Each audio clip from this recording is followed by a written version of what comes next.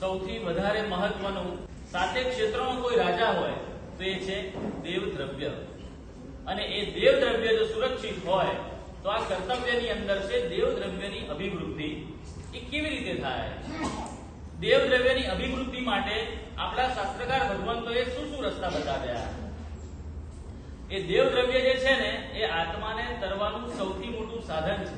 કારણ કે દેવદ્રવ્ય એવી વસ્તુ છે, એ એવું દ્રવ્ય છે કે માત્ર ને માત્ર એ જીન મંદિર બાબતે, જીન મંદિર સંબંધી જે કંઈ કાર્ય હોય એમાં જ ઉપયોગ થાય છે.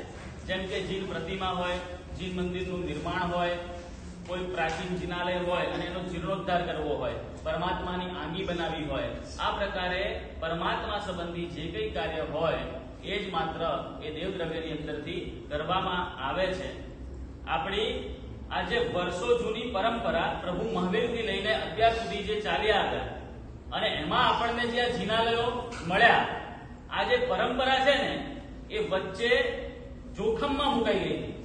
અત્યારે આપણે જીન મંદિરોની પ્રાપ્તિ પણ કદાચ ન કરી શકતા, કેમ કે વચ્ચે જે મુગલોનો કાળ આવ્યો અને એ સમયની અંદર જે આપણા જિનાલયો ઉપર આક્રમણ થતા હતા, પરમાત્માની પ્રતિમાઓને તોડી નાખવી, એને દાટી દેવી, એને નષ્ટ કરી નાખવી, અને આવી ખતરનાક એ લોકો આક્રમણ કરે અને એમાં આપણા પૂર્વાચાર્યોથી માંડીને શ્રાવકોએ, અજૈનોએ પણ પોતાનો ભોગ આપ્યો છે.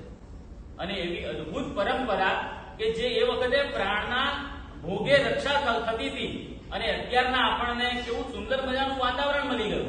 એક સહજમાં આપણને જ્યાં જુઓ ત્યાં જિનાલય મળે છે, પણ એ વખતે આ જિનાલયોને ટકાવવા માટે, જીન મંદિર માટે લોકોએ પ્રાણની આહુતિ આપી છે, બલિદાન આપ્યા છે.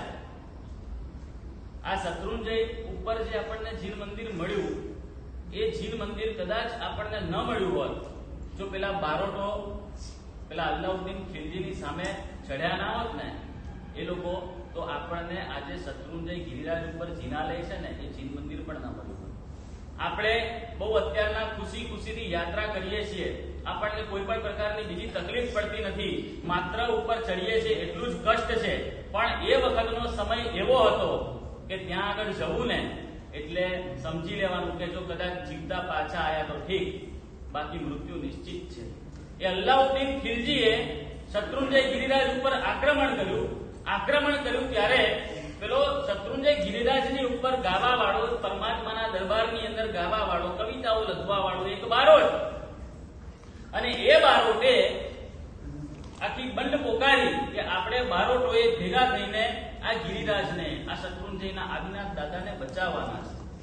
એણે બધાને બોલાવીને મીટિંગ કરીને નક્કી કર્યું કે પેલો અલ્લાઉદ્દીન ખિલજી આવવાનો છે અને એની સામે આપણે ઉભા રહેવાનું છે.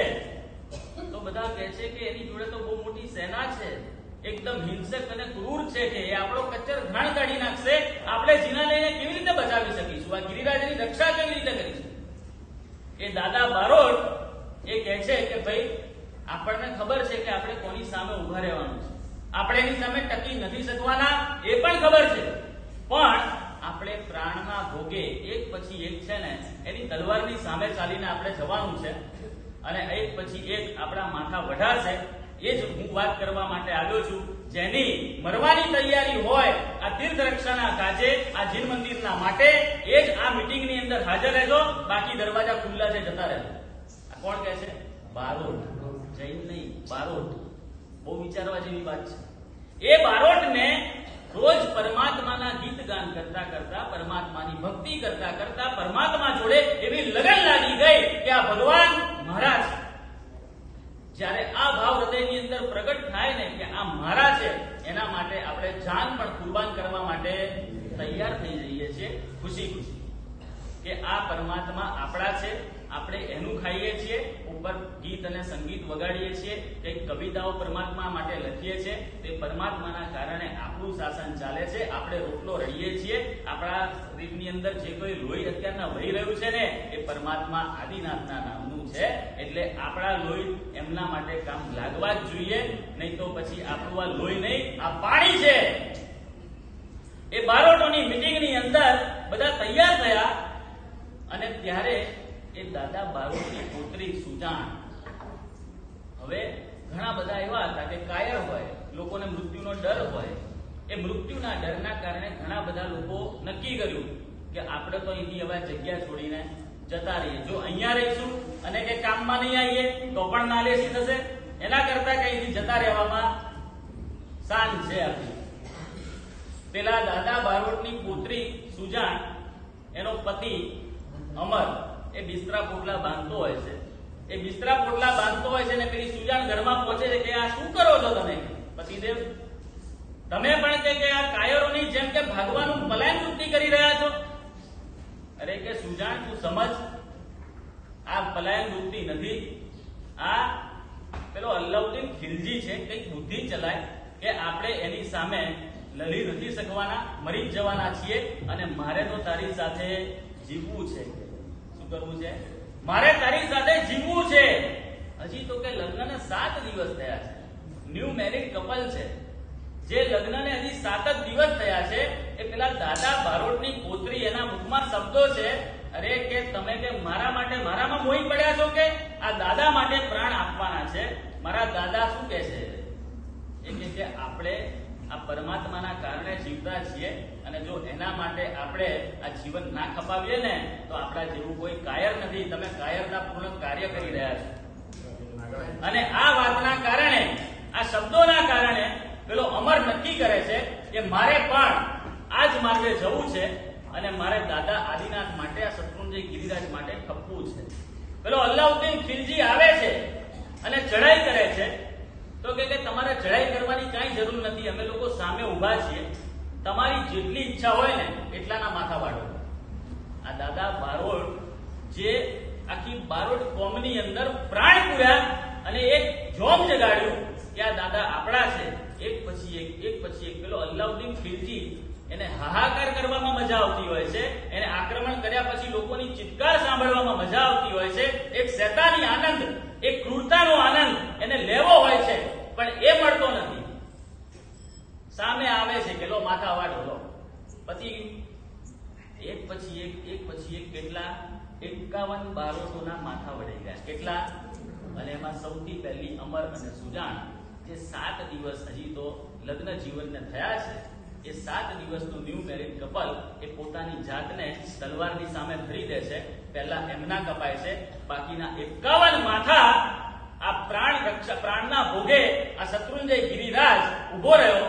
ત્યારે 51 માથા વઢાયા ને પેલો અલ્લાઉદ્દીન ખિલજી અંદરથી હચમચી ગયો. અરે કે હવે કે છે ને ભાઈ, તમને લોકોને મેં ઓળખી લીધા, તમે લોકો પાછા હટો એમ નથી, આમાં મને આનંદ મળતો નથી આ હિંસાચારની અંદર. અને કે તમે તીર્થ રક્ષા માટે તમે તો બારોટો છો અને જૈનનું તીર્થ બચાવો છો. તો કે હવે મારે પણ પાછા હટવું જોઈએ. અંદરથી હૃદય પરિવર્તન થાય છે, પણ ક્યારે? 51 જણાની કત્લેઆમ કર્યા પછી. એમાં દાદુ બારોટ છે ને એ બચી જાય છે. એ દાદા બારોટ બચી જાય છે. બાકીના અમુક જે બારોટો બચેલા હોય છે એ બારોટો કહે છે કે તીર્થની રક્ષા થઈ, પણ આપણે પણ આપણા ઘણા લોકોને ગુમાવ્યા, એ વાતનું દુઃખ છે. કે તીર્થની રક્ષા થઈ એ વાતનું આનંદ છે, સાથે સાથે આ દુઃખ છે. પેલા દાદા બારોટ કહે છે કે ભાઈ દુઃખ ને સુખની ક્યાં વાત કરે છે? મને એમ થાય છે કે પ્રાણના ભોગે મારે જે રક્ષા કરવાની હતી, લોકોને મેં જે કહ્યું હતું કે 51માં મારો નંબર કેમ ના લાગ્યો, મારા પ્રાણ દાદા આદિનાથના માટે કેમ ઉપયોગમાં ના આવ્યા? આ જીન મંદિરો અડીખમ ઉભા છે ને, તો એની પાછળ ક્યાંક ને ક્યાંક બહુ મોટું યોગદાન, બહુ મોટું બલિદાન છે.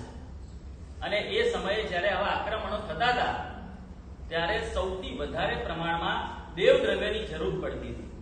અને એ દેવદ્રવ્યની જરૂર પડતી હતી ને, ત્યારે આપણા શ્રી સંઘોએ, આચાર્ય ભગવંતોએ, ગુરુ પરંપરાએ એક નક્કી કર્યું સકળ સંઘની સાથે ભેગા મળીને કે એ દેવદ્રવ્યની આવક થાય અને એમાંથી આપણે જિનાલયોનો પુનરુદ્ધાર કરાવીએ, જીર્ણોદ્ધાર કરાવીએ. એ વખતે ખૂબ જ જરૂરિયાત પડતી હતી. ત્યારે આ 14 સુપનાની બોલી, પછી આરતીની બોલી, સવારે આપણે પૂજા કરો એમાં જે બોલી બોલાય એ, પછી ઉદ્ધાનની માળ હોય એની બોલી, ખરી પાડતો સંઘ કાઢો એની બોલી, આ બધી જ બોલી દેવદ્રવ્યની અંદર એ વખતે આવક કરવામાં આવી. એ પરંપરા ચાલુ થઈ. અને પરંપરા આમ તો જૂની છે, દેવદ્રવ્ય આદિ 7 ક્ષેત્રો બહુ પ્રાચીન છે, બહુ જૂની પરંપરા છે, પણ એ વખતે તાતી જરૂરિયાત હોવાના કારણે આ પ્રકારે અલગ અલગ બોલીઓ કે જે દેવદ્રવ્યમાં લેવાની અને પરમાત્માના કાર્યની અંદર, પરમાત્માના જિનાલય બનાવવાની અંદર, ફરીથી એનો જીર્ણોદ્ધાર કરવાની અંદર ઉપયોગમાં લેવાનો આ દેવ દ્રવ્યની રક્ષા અત્યારે ઘણા બધા સંઘોની અંદર એવી સ્થિતિ છે કે જે લોકો બોલી જાય પણ 5-5 વર્ષ 7-7 વર્ષ સુધી પૈસા ભરે નહીં. અને ત્યારે પછી દ્રષ્ટિઓ જ્યારે પોલ્યુશન આવે ને ત્યારે પછી મહારાજ સાહેબને કે સાહેબ પાઠ પરથી થોડીક ટકોર થાય તો કરજો. આ ટકોર શાના માટે કરવી પડે? આ જીન મંદિર આપણું છે, આ શ્રી સંઘ આપણો છે, આ પરમાત્મા આપણા છે અને એની બોલીના પૈસા તમે બોલ્યા છો એના માટે મારા સાહેબ જે 12 થી ચોમાસું 4 મહિના માટે તમારા સ્થાનમાં આવ્યા છે એમણે પાઠ પરથી ટકોર કરવી પડે. બોર્ડ ઉપર લખવું પડે કે જે કોઈ ભાગ્યશાળીના, એક તો પૈસા નથી ભર્યા 7 વર્ષ પહેલાના, એ ભાગ્યશાળીના જે કોઈના પૈસા બાકી હોય એ વહેલામાં વહેલી તકે ભરી જવા નમ્ર વિનંતી. આ બેંક પાસેથી લોન લીધી હોય તો નમ્ર વિનંતી કરે બેંક વાળા. 7 વર્ષ સુધી રાહ જુએ તમારી. 3 હપ્તા ના ભરો ને તો તમારું વ્હીકલ પાછું ખેંચાઈ જાય. તમારે લોન લેવી હોય ને તો તમે લોન ભરી શકો છો કે નહીં? તમારી બેલેન્સ કેટલી છે, તમારી મહિને ઇન્કમ કેટલી છે, તમે આ પૈસા ભરી શકશો કે નહીં, તમે હપ્તા ભરી શકશો કે નહીં, એ ઘણી બધી તપાસ કર્યા પછી તમને લોન આપે છે. એ લોન આપ્યા પછી તમે દર મહિને જો પૈસા ના ભરો, હપ્તા ના ભરો તો શું થાય? એના પછી બીજું શું થાય? તમારું સી બિલ બગડે. એ સી બિલ બગડે એટલે તમે બીજી વાર ક્યાંયથી લોન મૂકો, લોન લેવી હોય સૌથી પહેલા તમારું સિબિલ ચેક થાય કે આ ભાગશાળીએ પહેલા લોન લીધી છે કે નહીં, લીધી છે તો એને સમયસર ભરપાઈ કરી છે કે નહીં. એમાં જો તમારો આંકડો બગડ્યો તો પેલી બેંક કે આ સિબિલ ચોખ્ખું કરીને લાવો. અને આપણે અહીંયા કોઈ બોલતું નથી, કોઈ કહેતું નથી, કોઈ પ્રકારનો દંડ નથી. એટલે 5-5 વર્ષ 7-7 વર્ષ જૂના પૈસા આપણા બાકી આપણા શ્રી સંઘની અંદર નીકળતા હોય, જે શ્રી સંઘને આપણે 25મા તીર્થંકરની ઉપમા આપીએ છીએ, જેની પાઠ ઉપર ગુરુ ભગવંતો સુધર્મા સ્વામીની પાઠ પર બેસીને તીર્થંકર પરમાત્મા વાણી એ તમને કહી રહ્યા છે, સંભળાવી રહ્યા છે. અને પછી પણ જો આ 7-7 વર્ષે પણ આ હૃદય પરિવર્તન ના થાય, અરે બોલો છો શું? નથી ભરવા તો શું કામ બોલો છો? અને એવું નથી કે બાકી સ્થિતિ ના હોય, બીજા બધા જ કાર્ય માટે સ્થિતિ હોય.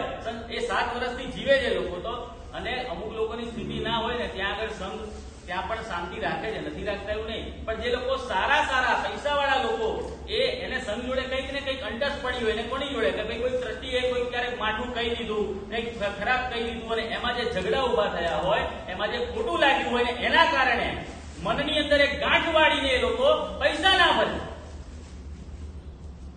જ્યારે ધર્મ ક્ષેત્રની વાત આવે ને ત્યારે આપણે એક શબ્દ પ્રયોગ કરીએ છીએ, ધર્મ કેટલો કરવો? તો કે યથાશક્તિ. કેટલો કરવાનો ધર્મ? યથાશક્તિ. બ્રહ્મચર્યા યથાશક્તિ, દાન કરવાનું યથાશક્તિ, ધર્મ કરવાનો યથાશક્તિ. પણ જ્યારે 1.5 કરોડનો ફ્લેટ ગમ્યો હોય તમારી પાસે 1 કરોડની વ્યવસ્થા છે, 50 લાખ માટે શું કરો? લોન કરો. ગાડી લેવી છે 10 લાખ રૂપિયાની, શું કરો? વ્હીકલની લોન. દીકરાને ભણવા ફોરેન મોકલવો છે, એજ્યુકેશન લોન. યથાશક્તિ નહીં, ઓવર શક્તિ, ઓવર લિમિટ. આ બધામાં ઓવર લિમિટ. દુકાન લેવી છે, વાહન લેવું છે, ઘરની અંદર કોઈ ઘરઘંટી, ફ્રીજ, બધું જ લોન ઉપર મળે છે. શક્તિ ના હોય તો પણ હું હપ્તા ભરીશ, પણ મારે એસો આરામની જિંદગી જોઈએ છે. 100 વાતની એક વાત. અને અહીંયા શાસ્ત્રકાર ભગવંતોએ કીધું ને કે યથાશક્તિ ધર્મ કરવાનો, એટલે યથાશક્તિને આપણે એટલો મજબૂત બનાવી દીધો ને કે એ શબ્દ અપવાદે હતો, એના બદલે આજે આમ ચલણમાં આવી ગયો. એ શબ્દ પ્રયોગ અપવાદે હતો. યથાશક્તિ એટલે તમારામાં શક્તિ હોય એટલું કરવાનું જ છે. આ માત્ર દાન માટેની વાત નથી, ધર્મના કોઈ પણ ક્ષેત્ર માટેની વાત છે. અને ત્યાં આગળ આપણે ઓવર લિમિટ, દીકરાના લગ્ન કરાવવાના હોય તો પણ આપણે બહારથી વ્યવસ્થા તમે લોકો કરતા હશો કે ભાઈ છોકરાને પરણાવવાનો છે, દીકરીને પરણાવવાની, એક વારનો ખર્ચો છે, ક્યાંય આપણું ઓછું ના દેખાય, ક્યાંય કાચી પાણી ના દેખાય, એના માટે સારામાં સારો બેન્ક્વેટ હોલ બુક કરાવવાનો, ડીજે સિસ્ટમ મંગાવવાની, અને સારામાં સારી મહેંદી રસમ થવી જોઈએ, સંગીત રસમ થવી જોઈએ, બધું ઠાઠ માઠથી કરવું છે. પણ જ્યાં પરમાત્માનું નામ આવે છે, જ્યાં ધર્મનું નામ આવે છે, જે તમને તારવાનું કારણ કરે છે, ત્યાં આગળ યથાશક્તિ, જે મારવાનું કારણ કરે છે ને ત્યાં આગળ ઓવર લિમિટ. આ બુદ્ધિ ઠેકાણે છે કે નહીં? આપણી જૈનની જ કોમ છે, જેને આખું વિશ્વ સૌથી બુદ્ધિશાળી માને છે, એ જ કોમ છે. કે જેને ખબર છે કે સંસારની અંદરની દરેક ક્રિયાઓ આત્માનો મારવાનું કારણ બને છે, આત્માને કર્મ બંધનનું કારણ બને છે, ત્યાં છૂટથી લિમિટ બહાર જઈને આપણે કરીએ છીએ બધું, અને અહીંયા આગળ જે ધર્મનું કારણ છે, તારવાનું કારણ છે, ત્યાં આગળ આપણા હાથ પાછા ખેંચાય, ત્યાં યથાશક્તિ શબ્દ પ્રયોગ થઈ જાય. આ દેવ દ્રવ્ય વસ્તુ એવી છે, કલ્યાણ બાપા કહેતા, એક તો કાચો પારો અને બીજા નંબરમાં ઉધઈનું કામ. કાચો પારો એવો છે કે જે ભૂલમાં તમે મોઢામાં મૂકી દો તો એ ફૂટી નીકળે એટલે અંદરની નસોય બાળી નાખે અને એમાંથી ફાડીને બધું બહાર નીકળે. એ કાચા પારાની એવી તાકાત, એવું ખતરનાક એ તત્વ છે. આ દેવ દ્રવ્યનું ભક્ષણ ભૂલે ચૂકે પણ કર્યું હોય ને તો આ જ કાર્ય કરે છે. ઉધઈનું કામ શું છે તો કે એકદમ જોરદાર દેખાતો વિશાળ વટવૃક્ષ હોય પણ અંદરથી ઉધઈ લાગી હોય ને એટલે અંદરથી આખો કોરી ખાધો હોય, ખોખલો કરી નાખ્યો હોય, આપણું પુણ્ય એટલું બધું ખવાઈ જાય કે સમાપ્ત થઈ જાય છે. દેવ દ્રવ્યનું ભક્ષણ એ સંપૂર્ણ પુણ્યને નષ્ટ કરવાની ક્ષમતા ધરાવે છે.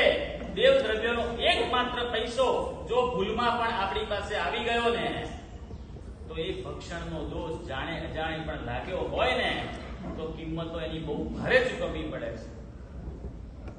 આ દેવ દ્રવ્ય એટલું બધું ઉત્કૃષ્ટ દ્રવ્ય છે કે જેનું જો યોગ્ય શ્રાવક સંરક્ષણ કરે, એનું સંવર્ધન કરે અને યથા યોગ્ય સારી બુદ્ધિથી એનો ઉપયોગ કરે ને તો શાસ્ત્રકાર ભગવંતો કહે છે કે માત્ર એટલા વહીવટ કરવાથી પણ, શુદ્ધ વહીવટથી તીર્થંકર નામ કર્મ બંધાય એવી આ તાકાત આ દેવ દ્રવ્યના કર્તવ્યની અંદર છે.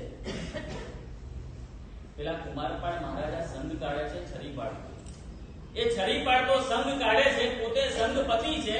ઠાઠ માઠ પૂર્વક અદ્ભુત એમનો સંઘ શત્રુંજય ગિરિરાજ પર પહોંચ્યો અને ત્યાં ગયા પછી દેવ દ્રવ્યની અભિવૃદ્ધિ થાય ને એના એવી સારી ભાવનાથી કે સંઘ માળની આપણે ઉછાવણી બોલાવી.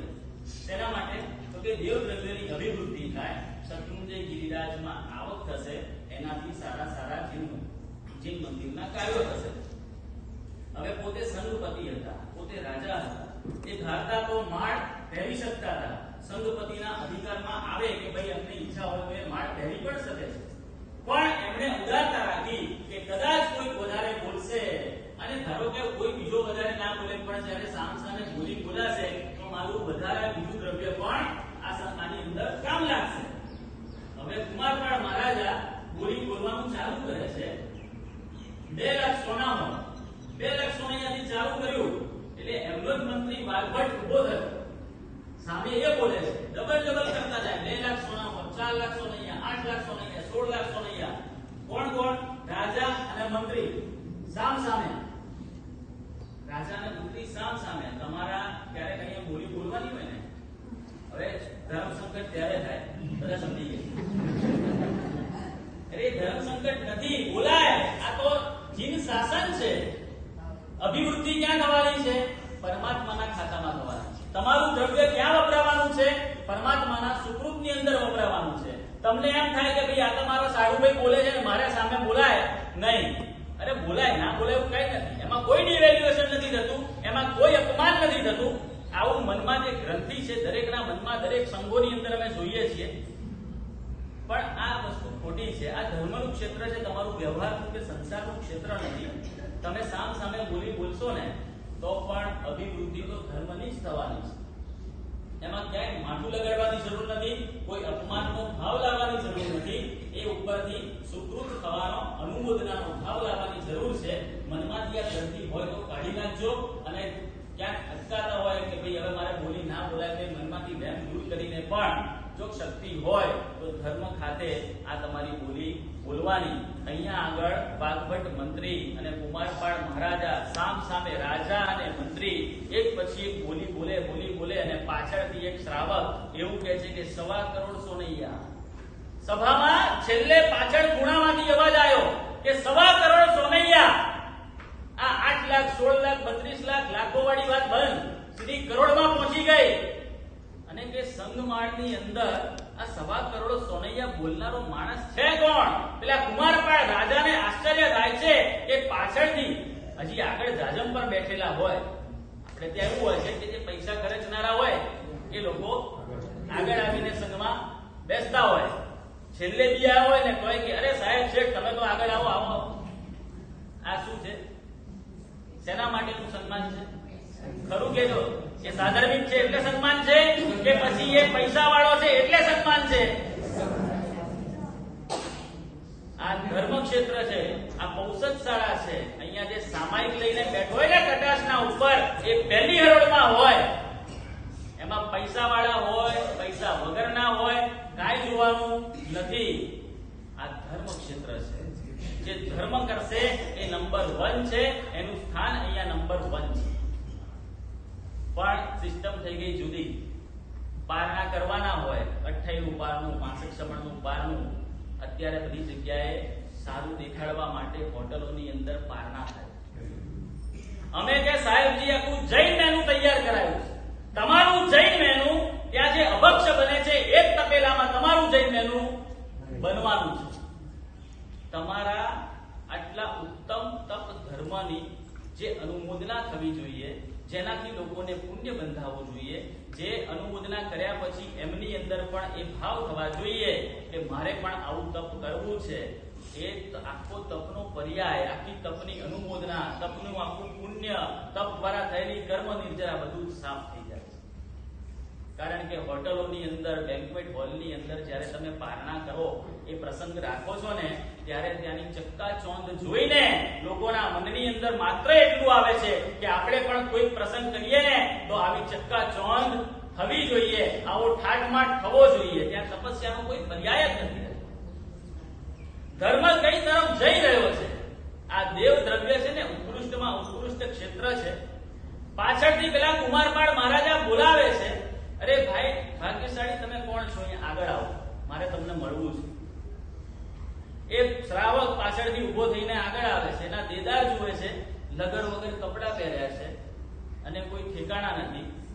અને આવું કોઈ પાછળથી બોલે અને જ્યારે આગળ આવે અને એના કપડાના ઠેકાણા ના હોય ત્યારે શંકા થાય કે નહીં, આ માણસ ભાનમાં તો છે કે નહીં, પૈસા ભરી શકશે કે નહીં, કેટલીય જાતની શંકા કુશંકા થાય. શ્રાવક આગળ આવે છે, કુમારપાળ મહારાજાને મળે છે. એ કુમારપાળ મહારાજા પૂછે છે કે ભાગ્યશાળી કોણ છો? તમને મેં પહેલી વાર જોયા. એટલે કે હું છે ને કે સાહેબ મહુવાનો રહેવાસી છું મહારાજા, હંસરાજ ધીરુનો દીકરો, મારું નામ જગડ શ્રાવક, હું જગડ શ્રાવક છું. તો કે તમે આ બોલ્યા છો, લાભ લીધો છે, બહુ અનુમોદનાની વાત છે. તમારા પિતાજી શું કરતા હતા? મારા પિતાજી દેશાવર જહાજ લઈને ફરતા હતા, બિઝનેસ કરતા હતા, વ્યાપાર કરતા હતા. અને એ વખતે જે કઈ કમાણી થઈ, એ કમાણીમાંથી મારા પિતાજીએ 5 માણિક્ય રત્ન ખરીદ્યા હતા. અને એક માણિક્ય રત્નની કિંમત 25 લાખ સોના મોહર, સોનૈયા. હવે એવા 5 માણિક્ય રત્ન એમણે ખરીદ્યા હતા. અને મને અંત સમયે કીધું હતું કે એક છે ને દીકરા, એ ગિરનાર તીર્થને અર્પણ કરજે નેમિનાથ દાદાને. બીજું છે ને એ શત્રુંજય ગિરિરાજને અર્પણ કરજે. ત્રીજું એક પટ્ટન કરીને એક પાટણ છે, લગભગ પ્રભાસ પાટણ છે. તો કે ત્રીજું એક ત્યાંના પરમાત્માના ચરણોમાં અર્પણ કરજે. આ 3 ધર્મમાં વાપરવાના. અને કે દીકરા 2 રત્ન છે ને, 2 માણિક્ય રત્ન તારા માટે રાખજે. પણ આ જગડ શ્રાવક આ ધર્મના કાર્યની અંદર એવો ઉદ્ભવ થઈ ગયો, એવો જોડાઈ ગયો કે જે 5 રત્નો હતા ને એનું મૂલ્ય 1.25 કરોડ સોનૈયા, એને એનું જાજમ પરથી સર્વસ્વ અર્પણ કરી દીધું. એને એનો પોતાનો વિચાર કર્યો નહીં. અને એ શત્રુંજય ગિરિરાજ માટે સર્વસ્વ અર્પણ કરનારો આ જગડ શ્રાવક પેલા કુમારપાળ મહારાજા એ વિચારમાં પડી ગયા કે મારી પાસે કે વાઘભટ મંત્રી પાસે જે કઈ છે એમાંથી થોડીક અમે ઉછામણી બોલીએ છીએ. ઉછામણી એટલે શું? ઉછળતા ભાવ સાથે જે બોલવામાં આવે, મનમાં રંજ રાખીને નહીં, સામે થયેલો એક રંજ, એક સ્ટેટસ આવી જાય છે વચ્ચે ઘણીવાર કે પેલો બોલે હું ચડાવો લઈ દઈશ. આ ધર્મ ક્ષેત્રની અંદર પણ સામસામા થવામાં ક્યારેક આવા ભાવો આવે છે, ક્યારેક માન કસાય પોસાય એના માટે, ક્યારેક કીર્તિદાન માટે કે મારે તકતી લખાવી છે, એ તકતી માટેનું નામ છે કીર્તિદાન. આ બધા કારણોસર દાન દેવામાં આવે, એ દાનની વેલ્યુ નથી, એ દાનનું ધર્મમાં ક્યાંય આગળ કોઈ ઉલ્લેખ નથી. દાન હંમેશા ભાવથી દેવાય છે. તમારા ભાવ જ્યારે જોડાય, તમે જ્યારે બોલતા હોય, તમને જ્યારે પરમાત્મા ઉપર, ધર્મ ઉપર રાગ હોય ને, અને રાગના કારણે જે બોલી બોલાય ને, એનું નામ છે ઉછામણી. કુમારપાળ મહારાજા વિચાર કરતા હતા કે હું અને આ વાઘભટ મંત્રી ઉછામણી તો બોલીએ છીએ, પણ અમારી પાસે જે કાંઈ છે ને એમાંથી થોડીક ઉછામણી બોલીએ છીએ. જ્યારે આ શ્રાવક છે ને એને ખભે બેસાડીને નાચવાનું મન થાય કે એની પાસે બીજું કાંઈ નથી, એના બાપની કમાઈ 1.25 કરોડ સોનૈયા સર્વસ્વ અર્પણ ન્યોછાવર કરી દીધું જીન શાસનના ચરણોમાં. વટ મારવા નહીં, આ ભાવથી. એને એવો વિચાર નતો કર્યો કે હું આવી બોલીશ ને પાછળથી રાજા મને સાચવી લેશે. આ કોઈ પ્રકારનો ભાવ. પણ જ્યારે જીન શાસનને જરૂર પડીને આવા નરબંગાઓ મળી રહ્યા છે, આ શાસન આજે આપણા હાથમાં આવ્યું, આપણા સુધી પહોંચ્યું. મેં તમને કહ્યું એ રીતે કે આટલા બધા લોકોએ પ્રાણના ભોગ્યા જીન મંદિરોની રક્ષા કરી છે. ભરૂચની અંદર એક વખત આવો જ કોઈક મોગલ બાદશાહ જીન મંદિર ઉપર આક્રમણ કરવા આવવાનો છે એવા સમાચાર મળ્યા. એ સમાચાર મળ્યા ત્યારે એક આચાર્ય ભગવંત પોતાના 500 શિષ્યોને ઉપદેશ આપે છે. એમને કહે છે કે આવી રીતના એક મુગલ બાદશાહ આપણા જીન મંદિર ઉપર આક્રમણ કરવા આવવાનો છે અને આપણે આ જીન પ્રતિમાનું રક્ષણ કરવાનું છે. ભગવાનની મૂર્તિઓ જેનાથી જેટલી લેવાય, જેનાથી ઉચકી શકાય એવું હોય, એ બધાય પોતાના ખભા પર લઈને આ મૂર્તિઓ લઈને અહીંયાથી નીકળી જઈએ. દેરાસર તો તૂટશે જ, એ તો કદાચ કાલે ફરીથી બનશે, પણ આપણા પરમાત્માની પ્રતિમા ખંડિત ન થવી જોઈએ. એના માટે એ 500 સાધુઓને આજ્ઞા કરે છે. એ સાધુઓ પોતે ખભા ઉપર મૂર્તિ મૂકીને જેનાથી ઉચકાય છે, જેને એકલાથી ઉચકાય એવી એકલા ઉચકે છે, જેને વજન વધારે છે 2 જણા ઉચકે, એવી રીતે સાધુ ભગવંતો એ મૂર્તિનું રક્ષણ કરવા માટે લઈને નીકળ્યા જંગલના માર્ગેથી ભરૂચ તરફ જવા માટે. અને સામે પેલો જંગલના માર્ગે બાદશાહ આવે. એ બાદશાહ આવે છે અને પેલા સાધુઓને પકડે છે. એ સાધુઓને પકડે પછી શું કરે? મુગલ બાદશાહ એક ઘા ને 2 કકડા અને આવા 500 સાધુઓનો કચ્ચર ઘાણ કાઢી નાખે છે. આ જીન શાસન માટે પેલા સાધુ ભગવંતો બચાવવા માટે નીકળ્યા હતા અને બધાએ પ્રાણની આહુતિ આપી. છેલ્લે એક પેલો સેનાપતિ હતો, એણે પેલા બાદશાહને કીધું કે હવે આ એકલા આચાર્ય બચ્યા છે ને, એને હું જોઈ લઈશ, કે હવે તો બીજું કોઈ છે નહીં, કે તમે જાઓ. તો કે બાદશાહ હજી તો પાછા પૂછે છે કે ભાઈ જવું ને, પાક્કું ને, તું જોઈ લઈશ ને? હા સાહેબ, તો હું જોઈ લઈશ. બાદશાહ જતો રહે છે અને પેલા સેનાપતિ જેને આચાર્ય ભગવંતને ઝાડ જોડે બાંધ્યા હોય છે, એ ઉતર્યા ઘોડા ઉપર અને ગુરુવંદનની વિધિ કરે છે. શું કરે છે? જે મુગલ બાદશાહનો સેનાપતિ છે એ ગુરુવંદનની વિધિ કરે છે અને પેલા સર્વદેવ સુરી મહારાજ સાહેબને વંદન કરે છે, એમને છોડે છે, એમના બંધનમાંથી મુક્તિ કરે છે. સર્વદેવ સુરી મહારાજ વિચાર કરે છે કે મારું મોત નિશ્ચિત હતું, મનની અંદર નવકાર મંત્ર ચાલી રહ્યા છે અને મને ખબર હતી કે મારું મૃત્યુ થવાનું છે, પણ કે આ વંદન કરે છે, આ ઘટના શું? એને પૂછ્યું કે ભાઈ તું કોણ છે? અરે કે અમને પણ તલવારની નોક પર એને એની પાસે લઈ લીધો છે, ધર્મ પરિવર્તન કરાવી દીધું છે, હું પણ એક શ્રાવક જ હતો, પણ કે શું કરું કે? અને આજે આટલા બધા સાધુ ભગવંતો ઉપર હુમલો થયો, બધાના મૃત્યુ થયા, મને ખબર નથી પડતી કે હું શું કરું. મને કોઈક એવું પ્રાયશ્ચિત આપો. અને કે મારે છે ને તમને અહીંયાથી છોડી જ મૂકવાના છે, આપ પધારો. અરે પણ કે જો પેલા બાદશાહને ખબર, સર્વદેવ સુરી મહારાજ પોતાની નહીં, એ પેલાનો વિચાર કરે છે કે બાદશાહને ખબર પડશે ને તો તને મારી નાખશે. તો કે એક આચાર્ય ભગવંતને બચાવવામાં જો મારું જીવન ખપી જાય ને તો મને વાંધો નથી સાહેબ, આપ પધારો, આપ જીવતા રહેશો ને તો આ જીન શાસનની રક્ષા થશે, આ જીન શાસનની અભિવૃદ્ધિ થશે, આ જીન પ્રતિમાઓ અને આ જીન મંદિરો નવી પેઢીને મળશે. એ સર્વદેવ સુરી મહારાજા ભરૂચના ઉપાશ્રયની અંદર જઈને પાટ પર બેઠા હતા. એ પાટ પર બેઠા બેઠા આંખમાંથી આંસુ નીકળે છે, રડી રહ્યા છે. કેમ? 500 સાધુઓ મરી ગયા એટલે, એમના શિષ્ય પરિવાર મરી ગયો, કાળ ધર્મ પામ્યા એટલે નહીં, પણ આ જીન શાસનને નવા સાધુઓ કેવી રીતે મળશે? ખાખરા વરાવા તો બધા ઘણા બધા હોય કે સાહેબ લાભ આપો, પણ કોઈ દીકરો વરાવે, કોઈ દીકરો વરાવે તે દીકરાને પણ તો ઈચ્છા હોવી જોઈએ ને કે મારે દીક્ષા લેવી છે. આ સંયોગો બી તો હોવા જોઈએ.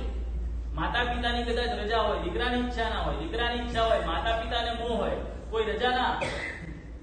પણ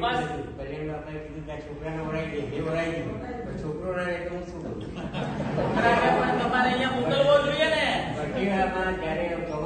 2008 સાલમાં. પછી એ સર્વદેવ સુરી મહારાજ પાઠ ઉપર બેઠા બેઠા રડે છે કે આ શાસન આગળ કેવી રીતે ચાલશે એની ચિંતા કરે છે.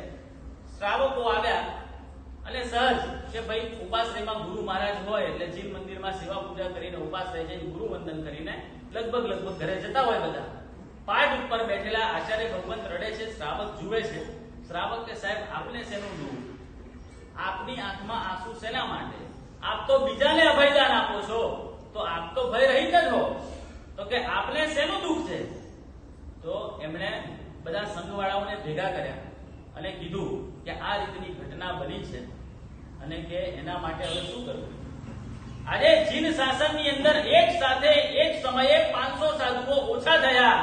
હવે આ જીન શાસનને આગળ વધારવા માટે મારે દીકરાઓનો ખપ છે.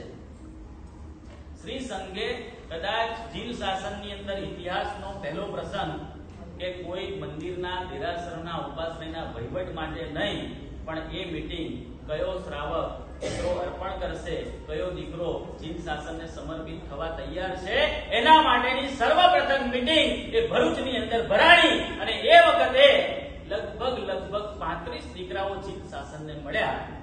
જ્યારે આટલા બધા કચ્ચર ઘાણ, આટલા બધા પ્રાણ જ્યારે આપણા જીન શાસને ભોગ આપ્યા, આપણા સાધુઓનું બલિદાન, પેલા બારોટોનું બલિદાન, આપણા કેટલાય શ્રાવકોના બલિદાન, ત્યારે આ જીન મંદિરની પરંપરા આપણા સુધી પહોંચી.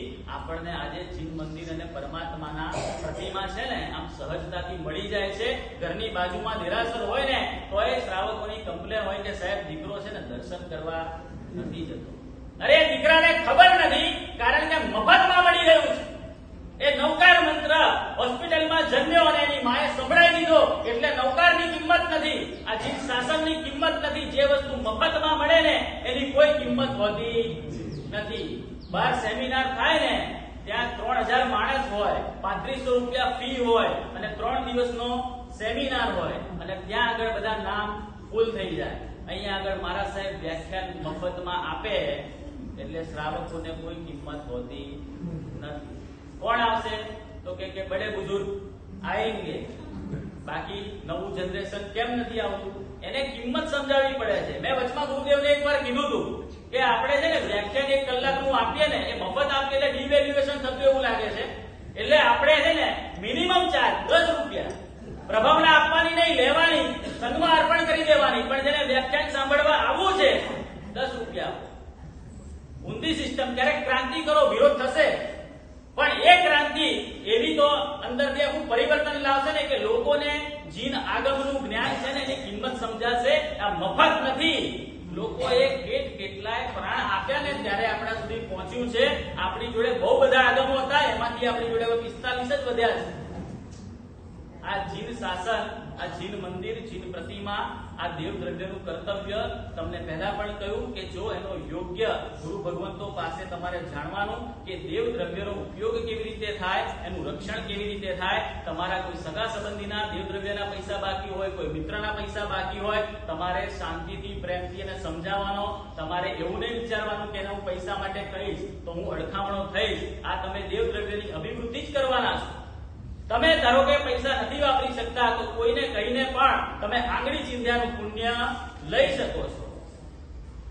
અત્યારના આપણા દેશની અંદર એવી બધું કે ભાઈ જે દેશમાં જન્મ્યા હોય, જે ધર્મ આપણો હોય એની જ નિંદા કરવાની કે આપણા દેશમાં તો સિસ્ટમ આમ છે તેમ છે. ફોરેનમાં જાઓ ને તો કે એકદમ નીટ એન્ડ ક્લીન હોય, ત્યાંની સિસ્ટમ આવી હોય. અરે આપણા સંસ્કાર, આપણી સંસ્કૃતિ જે છે ને એનાથી મહાન બીજું કાંઈ નથી. પહેલા આપણો દેશ સોને કી ચિડિયા કહેવાતો હતો. કોણ આવીને લઈ ગયું બધું? અંગ્રેજોએ હુકુમત કરી, લઈ ગયા બધું. મયુરાસન ગયું, કોહિનૂર ડાયમંડ ગયો, જેની વેલ્યુ આપણા થતી જ નથી. 500 કરોડ, 1000 કરોડ. પેલા મયુરાસનની કિંમત પેલા પાછું જ નથી આપતા. એટલા બધા મોહી પડ્યા છે. આ સોને કી ચિડિયા હતો, પણ હવે છે ને સોને કી ચિડિયા નહીં, હવે સોને કા શેર બનવા તરફ જઈ રહ્યો છે આપણો દેશ. આપણા જ દેશને, આ જ દેશમાં રહેનારા, અરે જે દેશે તને રહેવા માટે ઘર આપ્યું, અહીંયા એજ્યુકેશન સિસ્ટમ આપી તને ભણાઈ ગણાઈને મોટો કર્યો, જે ભારત માતા છે, આપણને આપણા દેશ પ્રત્યે પ્રેમ નહીં, આપણને આપણા ધર્મ પ્રત્યે પ્રેમ નહીં, ધર્મમાં કોઈ પૈસા વાપરે તો એમ કહેવામાં આવે કે ત્યાં તો ઘણું બધું છે, એ પથ્થરમાં થોડી પૈસા નાખવાના હોય કે જેને જરૂરિયાત છે એવા લોકોને. અરે ભાઈ, તારા પૈસા તું વાપર, કોણ રોકે છે તને? ધીરુભાઈ અંબાણીનો દીકરો મુકેશ અંબાણી, એની દીકરી ઈશા અંબાણીના લગ્ન ઉદયપુરની અંદર પેલેસમાં જઈને કરે, 350 કરોડનો ખર્ચો કરે, ત્યાં આગળ કોઈ કહેવા જશે 5000 રૂપિયાની એક ફ્લાઇટમાં મહેમાનો આવે, રેડ કાર્પેટ પાથરીને એને ત્યાં આગળ લઈ જવામાં આવે અને મોટા મોટા એક્ટરો એમને પીરસતા હોય. આ બધા ધુમાડા બંધ ખર્ચાઓ. અને જે તમને પહેલા કહ્યું કે તમારી પાસે કેપેસિટી ના હોય છતાંય તમે તમારા દીકરા દીકરીના લગ્નની અંદર બહારથી પણ પૈસાની વ્યવસ્થા કરીને આવો છો અને જે લોકોમાં ઠાઠમાઠ દેખાડો છો, તો એ બધું જ આપણે એ વખતે સાઈડમાં મૂકીએ. કોઈ કે ધર્મમાં પૈસા ખર્ચ્યા ને ત્યારે આપણું મન અંદરથી આ દાનાંતરાય, લાભાંતરાય, દિવ્યાંતરાય, ભોગાંતરાય, અંતરાય કરવાના જે 5 ભેદો છે એમાંનો એક છે દાનાંતરાય. કોઈ દાન દેતું હોય એને અટકાવીએ છીએ. એ ધર્મની અંદર પૈસા વાપરે છે તો એવું કેમ તમે કહો છો કે ભાઈ એ બંધ કરો ને આમાં આપો? એ બંધ કરવાની જરૂર નથી. એ કરો છો એ પણ બરાબર છે, પણ અહીંયા જરૂરિયાત છે તો અહીંયા પણ કરો. જરૂરિયાત છે, નથી જરૂરિયાત એવું નહીં. આપણા વિશ્વવિદ્યાલયો હોવા જોઈએ, આપણી હોસ્પિટલ પણ હોવી જોઈએ, જેથી કરીને જે આપણા જૈનો છે એ જૈનો માટે કંઈક કરવું જોઈએ. ન કરવું એવું નથી, પણ એના માટે એવું કહેવાની જરૂર નથી કે આ બંધ કરો અને આ ચાલુ કરો. જે થઈ રહ્યું છે એ ઓકે છે, સારું જ છે, એમાંથી જ આ સંસ્કાર મળવાના છે. જૈન ધર્મ ક્યારેય કોઈની ઉપેક્ષા કરતો નથી, ધર્મની પણ નહીં ને સમાજની પણ નહીં. જૈન ધર્મ પ્રભુ વીરે તો એવું જ કીધું છે કે 7 ક્ષેત્રના નામ ખબર હોય ને, તેમાં સાધારણ ક્ષેત્ર પણ આવે છે ને અનુકંપાનું પણ ક્ષેત્ર આવે છે. અનુકંપાનું ક્ષેત્ર શેના માટે? જે જૈન નથી, જૈનેતર છે, એના માટે જૈનો એ વ્યવસ્થા કરવાની છે, એ લોકોને પણ ઉપયોગી થવાનું છે એવું આપણા પરમાત્મા કહી રહ્યા છે. પણ 7 ક્ષેત્રનો અભ્યાસ, 7 ક્ષેત્રના નામ કોઈને મોઢે ના હોય, એનો ઉપયોગ શું છે એ કોઈને ખબર ના હોય, આપણું જીન શાસનનું વહીવટી તંત્ર કોઈને ખબર જ ન હોય, પછી એ અજ્ઞાની થઈને આવી રીતના બોલવાનો છે.